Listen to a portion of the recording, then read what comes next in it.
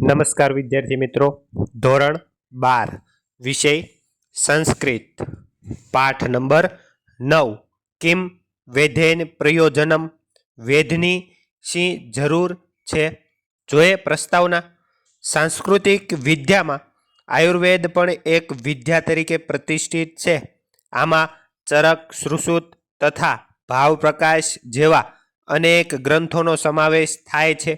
આ બધા ગ્રંથોમાં ખૂબ જ સૂક્ષ્મતાથી જે તે વિષયની વિચારણા કરવામાં આવી છે અને તેને સમજવા માટે પૂર્વાપરનો સંદર્ભ જાણવામાં હોવો જરૂરી થઈ પડે છે.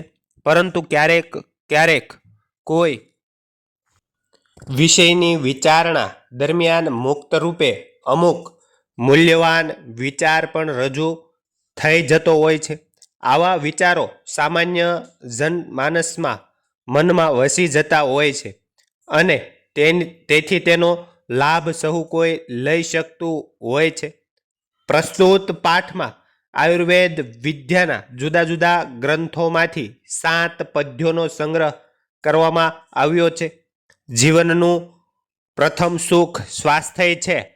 તેને જાળવી રાખવા માટે કેટલું જ્ઞાન અપેક્ષિત છે. અહીં પ્રથમ પદ્યમાં ભોજનને અંતે, દિવસને અંતે અને રાત્રિને અંતે જે પદાર્થનું સેવન કરવાનું છે તેનો નિર્દેશ છે. દિવસમાં કેટલી વાર ખાવાથી શું શું થાય છે તેની વાત બીજા પદ્યમાં છે. ત્રીજા પદ્યમાં માણસ પોતાનો વૈદ્ય પોતે જ બની રહે તે માટેની વાત કરવામાં આવી છે. એ પછી ચોથા પદ્યમાં આયુર્વેદ શાસ્ત્રનો સિદ્ધાંત રજૂ થયો છે. છઠ્ઠું પદ ચિકિત્સા કરનાર વ્યક્તિની યોગ્યતાનું વર્ણન કરે છે. છેલ્લા 2 પદ્યો શારીરિક સ્વાસ્થ્ય માટે વ્યાયામની ઉપયોગિતાને સૂચવનારા છે. આ પદ્યોમાં પીરસાયેલું જ્ઞાન પ્રાપ્ત કરીને તેના અનુસંધાને કેટલોક પુરુષાર્થ અપેક્ષિત છે.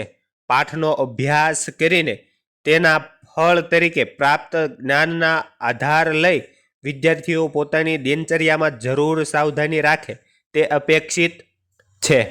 પહેલા નંબરનો શ્લોક. ભોજનાંતે પિબેત તક્રમ, દિનાંતે ચ પિબેત પયોઃ, નિશાંતે ચ પિબેત વારી, કિમ વૈધેન પ્રયોજનમ. અનુવાદ. ભોજન પછી છાશ પીવી જોઈએ અને દિવસને અંતે દૂધ પીવું જોઈએ તથા રાત્રિના અંતે એટલે કે વહેલી સવારે પાણી પીવું જોઈએ.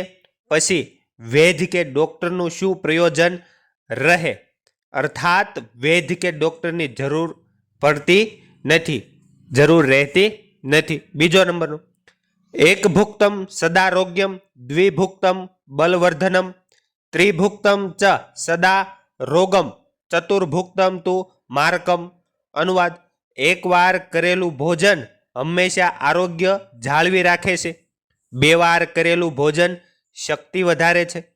3 વાર કરેલું ભોજન હંમેશા રોગ કરનારું હોય છે અને 4 વાર કરેલું ભોજન તો મારી નાખનારું એટલે કે મૃત્યુકારક હોય છે. ત્રીજા નંબરનો. હિતા આહાર, મિતા આહાર, અલ્પાહાર આહારસ્ય એ જનાઃ ન તાન ભેદા ચિકિત્સન્તિ આત્મનસ્તે ચિકિત્સકાઃ. અનુવાદ. હિતકારી ભોજનવાળા, માપસરના ભોજનવાળા અને થોડું ભોજન લેનારા વૈદ્યો ચિકિત્સા કરતા નથી. તેઓ પોતે જ પોતાના વૈદ્ય હોય છે. ચોથો નંબર.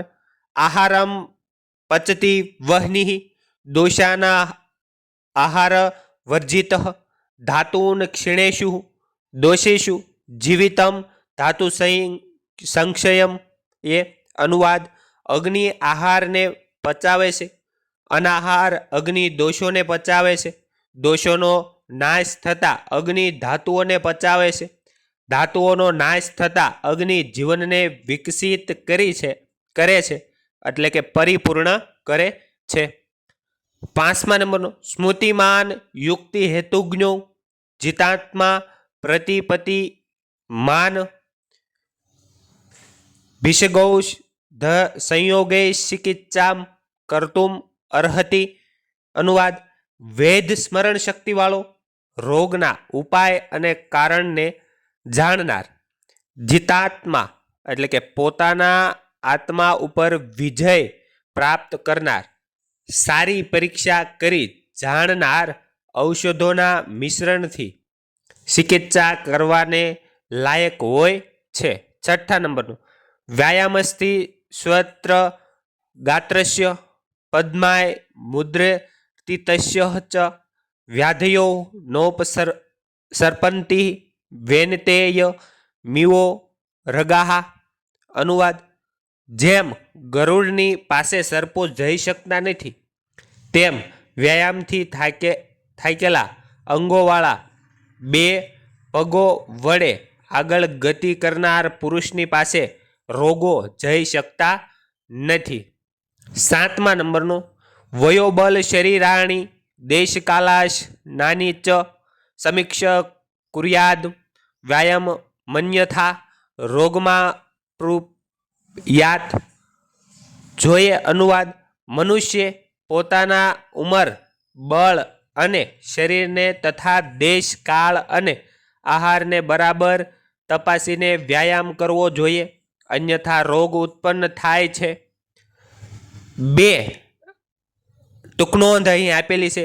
આત્મનસ્તે ચિકિત્સા, પોતાની જાતે ચિકિત્સા કરનાર જે માણસ હિતાહારી છે, અર્થાત હિત કરનારું ભોજન કરે છે, ગમે તેવું સ્વાદિષ્ટ ભોજન હોય તો પણ મિતાહાર અર્થાત માપસરનું ભોજન કરે છે, અને જે માણસ અલ્પાહાર અર્થાત એક સામટું નહીં પરંતુ થોડું થોડું ભોજન કરે છે, તે માણસ હકીકતમાં પોતાની ચિકિત્સા પોતે જ કરી રહ્યો છે એમ સમજવું જોઈએ. સાર એ છે કે જો માણસ પોતાના ભોજન કર્મમાં હિતકાર, માપસર અને અલ્પ ભોજન કરવાનું રાખે તો તેને કોઈ રોગ થાય નહીં. પરિણામે એને કોઈ વૈદ પાસે જવું પડે પણ નહીં અથવા તો જવાનું રહેતું નથી. પરંતુ જે માણસ પોતાના ભોજનની બાબતમાં સાવધાની રાખતો નથી તે રોગી બને છે અને તેને વારંવાર વૈદ્યની પાસે જવાનું થાય છે.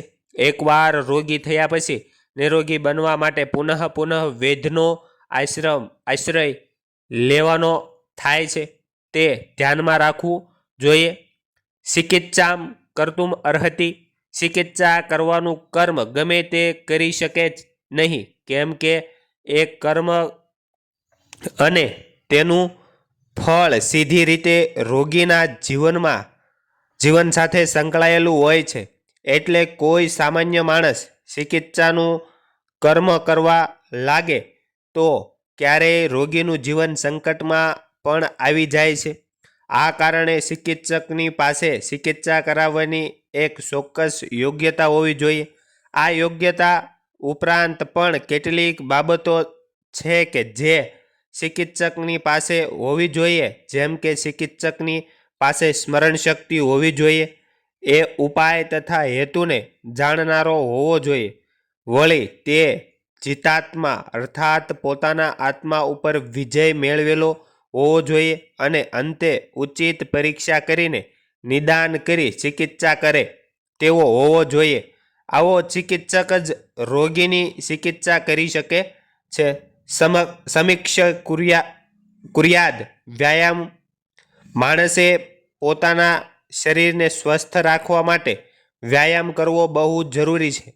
વ્યાયામ કરનારી વ્યક્તિએ કેટલીક વાતો ધ્યાન રાખવા જેવી છે, જેમ કે પોતાની વયને ધ્યાનમાં રાખીને વ્યાયામ કરવો જોઈએ. અર્થાત દરેક વ્યક્તિને માટે વ્યાયામ એકસરખો હોતો નથી, પરંતુ વય પ્રમાણે વ્યાયામ જુદા જુદા પ્રકારનો હોય છે. એવી જ રીતે પોતાનું બળ અને શરીરને જોઈને વ્યાયામ કરવો જોઈએ. આ ઉપરાંત બીજી કેટલીક બાબતો પણ ધ્યાનમાં રાખવી જોઈએ.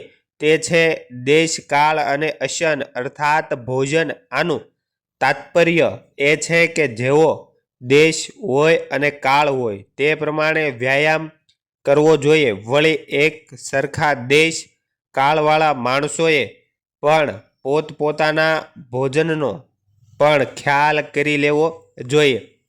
જે વ્યક્તિને સાદું ભોજન પ્રાપ્ત હોય તો તેણે તે રીતે અને જે વ્યક્તિને પૌષ્ટિક ભોજન પ્રાપ્ત થયું હોય તો તેણે એ રીતે વ્યાયામ કરવો જોઈએ.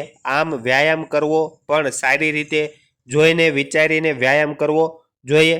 વિકલ્પ દિનાંત નામ કિમ રાત્રિ ત્રિભુક્તમ કીદૃશઃ ભવતી સદારોગમ ધાતવ ઇત્યસ્ય પ્રકરણાનુરૂપઃ અર્થઃ કઃ વાતપિતા દયઃ વેનતેયઃ નામ કઃ ગરુડઃ.